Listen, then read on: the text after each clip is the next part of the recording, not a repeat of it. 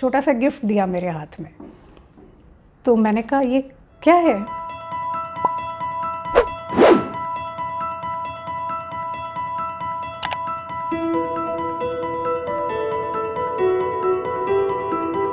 हर चेहरा दूजे से जुदा है, हर गुल का रंग अलग है, पर इंसानियत ने सबको एक धागे में पिरोया है।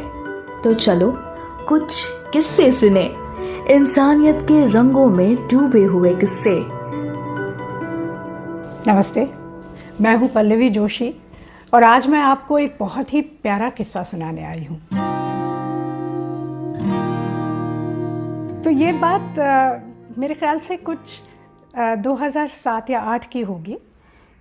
एक मराठी में एक कार्यक्रम आता था सारेगामापा। मैं उस शो की एंकर थी और जैसे आपको पता है रियलिटी शोज़ में हमेशा बहुत नामचीन गेस्ट्स आते हैं जो जज बनते हैं शो के। ऐसे ही हमारे शो में एक जज थे डॉक्टर सलील कुलकर्णी। ये एक बहुत बड़ा नाम है मराठी फिल्मी दुनिया में, बहुत बड़े संगीतकार हैं वो। जैसे हर रियलिटी एपिसोड की कुछ ना कुछ थीम होती है, उस तरह से इस एपिसोड की थीम शायद भाई बहन ऐसे कुछ थी। गाने चल रहे थे बच्चों के और किसी एक जज ने मुझसे कुछ अपने भाई के बारे में पूछ लिया। आप में से बहुत लोग शायद जानते होंगे, मेरे बड़े भाई अलंकार एक बाल कलाकार के रूप में काम करते थे, लेकिन जब वो बड़े हो गए तो इस फिल्म इंडस्ट्री को त्याग दिया उन्होंने और आईटी इंडस्ट्री में चले गए और भारत छोड़कर वो अमेरिका में जाके बस गए। बस कुछ 4-5 सालों के अंतर के बाद मेरे मौसी का बेटा, जो बहुत मेरा सबसे प्यारा भाई मैं कह सकती हूँ, वो भी अपनी इंजीनियरिंग करके यूएस चला गया। ये 90 के दशक की बात है और तब से लेके अब तक 25-30 साल हो गए हैं। हम बहनों ने ना तो रक्षाबंधन का त्यौहार घर पे मनाया है, ना भैया दूज मनाई है।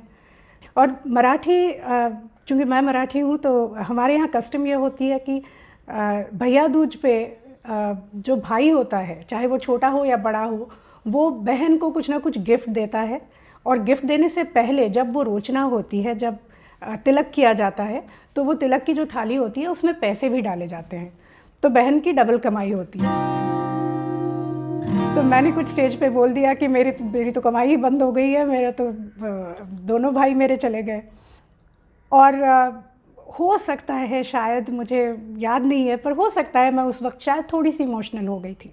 तो सलील सामने बैठे थे, उन्होंने झट से बोल दिया कि पल्लवी, मैं तुमसे एक वादा करता हूँ कि इस बार की भैया दूज तुम्हें मिल जाएगी। खैर कुछ महीने बीत गए, ये बात मतलब जहन से, सबके जहन से उतर गई। मैं किसी काम से पूना गई थी और सलील चूँकि पूना में रहते हैं और बड़े अच्छे दोस्त हैं मेरे, तो हमारी बातचीत हुई। तो उन्होंने मुझसे कहा कि एक काम करो, तुम मेरे यहाँ आके कल सुबह ब्रेकफास्ट करना और ब्रेकफास्ट करके फिर तुम बम्बई के लिए निकलो। तो हमने कहा ठीक है। हम उसके घर पहुँचे, बहुत अच्छी साबूदाने की खिचड़ी बनाई थी, हमने खाई वाई। और जैसे ही मैं निकल रही थी, सलील आए और एक छोटा सा गिफ्ट दिया मेरे हाथ में। तो मैंने कहा ये क्या है?